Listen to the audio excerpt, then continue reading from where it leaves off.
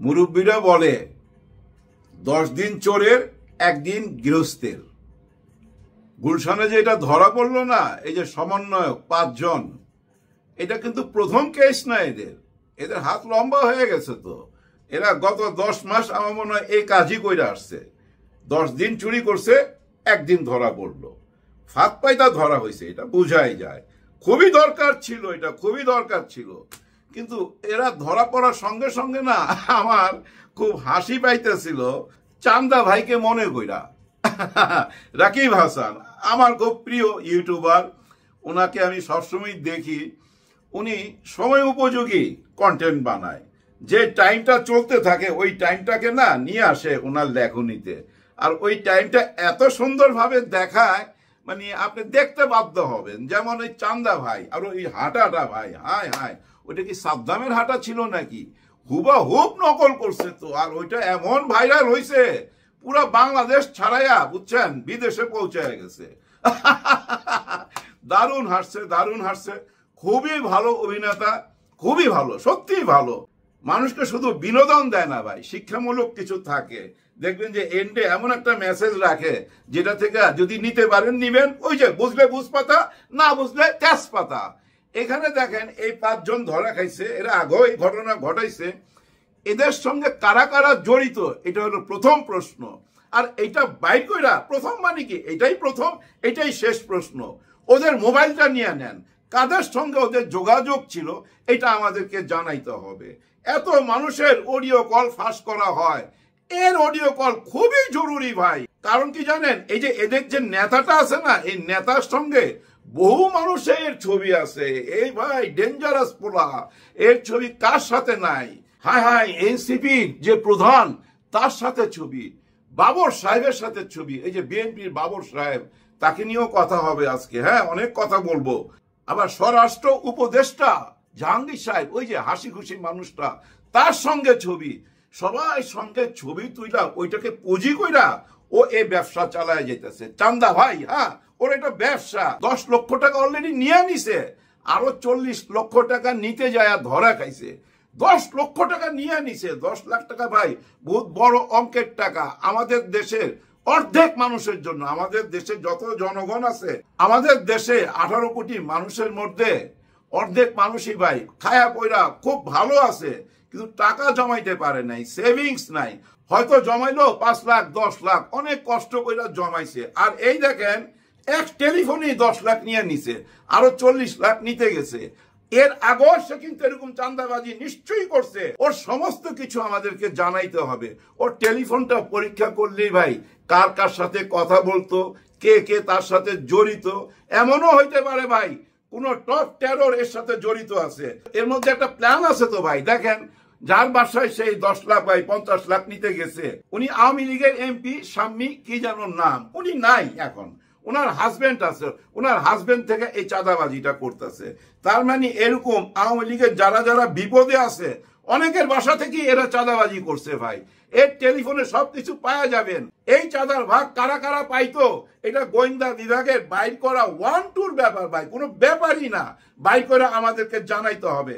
আর যদি না জানায় তাইলে আমরা মনে করুম ওই আগের জামানায় আছি। হ্যাঁ, জামানা পাল্টায় নাই। আগের জামানায় আওয়ামী লীগের ভয়ে প্রকাশ করতো না। আর এই জামানায় নিশ্চয়ই এমন কেউ আছে, নিশ্চয়ই এটা সরকারের মধ্যেই আছে, যার ভয়ে প্রকাশ করতেছে না।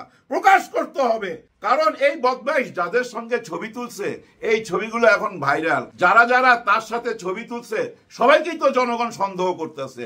সন্দেহ দূর করতে হবে না? তাই প্রশাসনের কাছে দাবি, তাড়াতাড়ি এই 5 জনের অডিও কল ফাঁস করেন। আমরা জানতে চাই এই টাকার ভাগ কারা কারা পেত। উপরে কেউ না থাকলে ভাই চাঁদাবাজি করা যায় না, এটা মনে রাখেন। হ্যাঁ, আমার ওই যে রাকিব হাসানের চান্দা ভাই, ওইটার মালিক উনি নিজেই কিন্তু, বুঝছেন। আমার যখনই এই ঘটনাটা সামনে আসছে তখনই রাকিব হাসানের ভিডিওটা চোখে ভাইসা উঠছে। খুব হাসতেছিলাম মনে মনে।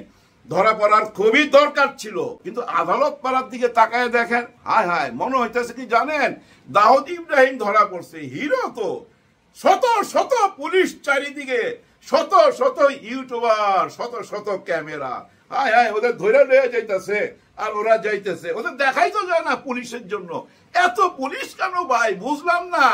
ওই আদালত পাড়ায় 144 ধারা জারি করেন, ওইখানে এরকম ভিড় হইলে ভাই পেরেশানি ব্যাপার তো, যে কোনো সময় একটা বড় অঘটন কেউ ঘটাই দিতে পারে এই ভিড়ের মধ্যে। কারণ আওয়ামী লীগের তো একটা গেরিলা বাহিনী আছে, ওই গেরিলা বাহিনী যদি কোনো ঘটনা ঘটায় দেয় তখন কি করবেন?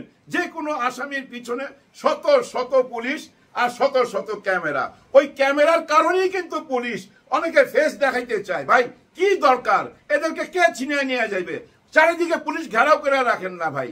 এটা কোন ধরনের দৃশ্য? মনে হইতেছে কি জানেন, এই দেশের আইন কানুন কোনো কিছু নাই, কেউ কারো মানতেছে না। এরকম দৃশ্য ভাই সারা বিশ্ব দেখতেছে, তো এটা ঠিক না। এই যে কিছুদিন আগে দেখেন নাই, অনেকে জেল থেকে বাইরে হইতে হাসতেছিল, ওই যে শাহজাহান, বাদশাহ শাহজাহান হাসতেছিল। আবার ওই যে পলক বলতেছিল যুদ্ধ কইরা বাঁচতে হবে, জয় বাংলা জয় বাংলা। আবার দেখেন এই যে 3-4 দিন আগে কি কান্নাটা কাঁদতেছে। আসলে ভাই না কাইন্দা কি করবে? এই বেচারা সবচেয়ে দুর্ভাগা। কারণ কি জানেন? ওর ভালোবাসায় ওই ধরা কইরা গেছে। ও শেখ হাসিনাকে ভালোবাসতো। ভালোবাসাটা কেমন জানেন? সে কিন্তু এয়ারপোর্টে চলে গেছে, তারপরে তার বিবেকে টান দিছে, আমি কেন চলে যাইতেছি 4 তারিখ, আগস্টের 4 তারিখ আমি কেন চলে যাইতেছি? এটা তো বেইমানি হয়ে গেল আপার সাথে। ফ্যামিলি এবং বাচ্চাকে প্লেনে উঠাই দিছে, তার কিন্তু হাতের টিকিট, সে ফিরত আইছে। 5 তারিখে ধরা খায়া গেছে। কই যাইবো? আপা তো চইলা গেছে। অথচ দেখেন এই আপা চাইলে কিন্তু এটা বাঁচাইতে পারতো। আপার তো টেলিফোন ভয়েস আছে, তার পরিবারকে সে সেফ জোনে পাঠাই দিতেছে, মেসেজ আছে সেফ জোনে পাঠাই দিছে, যার জন্য এই তাপস 4 তারিখে চলে গেল। কিন্তু এই বেচারা যাইতে পারলো না পলক, যার জন্য এই বুক ফাটা কান্না। ভাই কানলে হবে, আরো মন শক্ত করেন।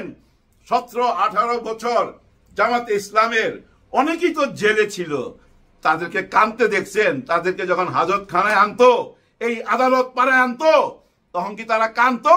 কানতো না, তাই না? তারা হাত নাড়তো, 2 আঙুল দেখাইতো, বিজয় দেখাইতো।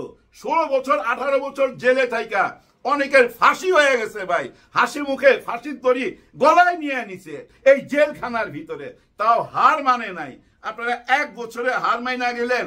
আমুর সাহেবের এই যে আমির হোসেন আমু, হ্যাঁ, এই যে প্যাট, এরকম প্যাট দেখছেন না? দেখেন 1 বছরে পুরা প্যাট চলে গেছে। আপনি পৃথিবীর যে কোনো ওষুধ খান না কেন, আপনি যদি 24 ঘন্টা ব্যায়াম করতেন পারতেন না ভাই। প্যাটটা কমে গেছে এই জেলখানায় 1 বছরে। অনেক বড় উপকার হয়েছে ওনার জন্য এই জেলখানায়। আবার দেখেন এই জেলখানায় বড় বড় পুলিশ অফিসাররা রাজ সাক্ষী হয়ে গেছে। এই 4 তারিখে আর 5 তারিখে উনার জবানই শুনতে পারবেন। আন্তর্জাতিক অপরাধ বিচার ট্রাইব্যুনালে উনি নিজে সাক্ষী দিবেন। 4 তারিখ আর 5 তারিখে সমস্ত কিছু ফাঁস কইরা দিবে, তার কাছে যা প্রমাণ আছে সবকিছু জমা দিবে। কই যাবে ভাই? একেবারে ডাইন হাত, শেখ হাসিনার ডাইন হাত। দেখেন শেখ হাসিনার একেবারে কাছে ডাইন হাত ভাঙ্গা করছে, আত্মসমর্পণ কইরা ফেলাইছে 1 বছরের মাথায়। কারণ আসলে কোনো ইমানি শক্তি তো নাই। উনি নিজেও তো বুঝতেছে আমি আসলে তো লুটপাট করছি।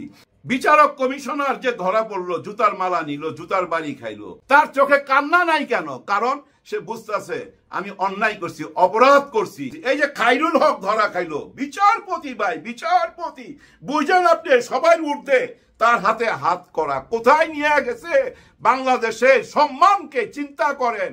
কারণ সে শেখ হাসিনার গোলাম ছিল, শেখ হাসিনা যা বলতো তাই রায় দিত।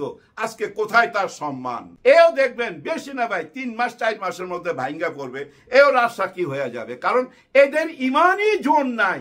যাদের ইমানই জোর ছিল তারা কিন্তু 17 বছর 18 বছর নিজের ভাই ব্রাদার ফাঁসি হয়ে গেছে, তারা বাইচে আছে হাসি মুখে 5 ওয়াক্ত নামাজ পড়তো। অনেকে এসে বলতেছে না বাইরে, আমরা দেখছি ওনারা 5 ওয়াক্ত নামাজ পড়তো, ওই জেলখানার মধ্যে ইমামতি করতো। আল্লাহর উপরে বিশ্বাস ছিল বলে চেহারার মধ্যে নুরানি ভাবটা ছিল, চেহারা ভাঙ্গা পড়ে নাই। আপনাদের 1 বছরের মধ্যে চেহারা ভাঙ্গা পড়ছে। এর কারণ আপনারা নিজেই বুঝতে পারতেছেন আপনারা কত বড় গাদ্দারি করছেন। মুক্তিযোদ্ধার ব্যবসা করছেন, 71 নিয়ে ব্যবসা করছেন, স্বাধীনতার পক্ষে আর বিপক্ষের এই ব্যবসাটা চালায় গেছেন। আপনারা আসলে বেন গাদ্দার। আরে রাজাকারের যদি হিসাব করেন, সবচেয়ে বেশি রাজাকার ছিল আওয়ামী লীগে, তারপরে আছে বিএনপিতে। আর যাদেরকে রাজাকার বলেন ওইখান থেকে আমাকে 50 জন রাজাকার বাইর করে দেন তো দেখি, চ্যালেঞ্জ করলাম আপনাদেরকে, পারবেন কিনা? পারবেন না, না না।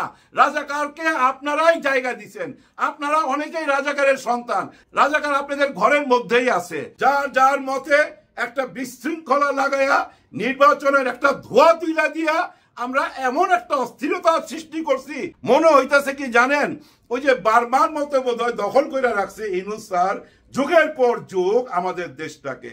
ওনার কথা থেকে তো বুঝাই গেছে 6 মাস এদিক আর ওদিক, ডিসেম্বর নাহলে জুন, এই তো 3-4 মাস সময় দিতে পারেন না, 16 বছর সহ্য করতে পারছেন। হায় রে মানুষ, রঙিন ফানুষ, দম ফুরাইলে ঠুস।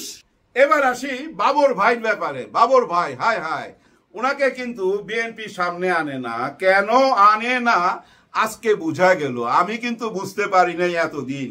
গভীরের কথা বইলা দিছে। কে বলছে? নাসিরউদ্দিন পাটোয়ারি। ভাই, এই ছেলে অন্যরকম রাজনীতি করে, ভীষণ বুদ্ধিমান।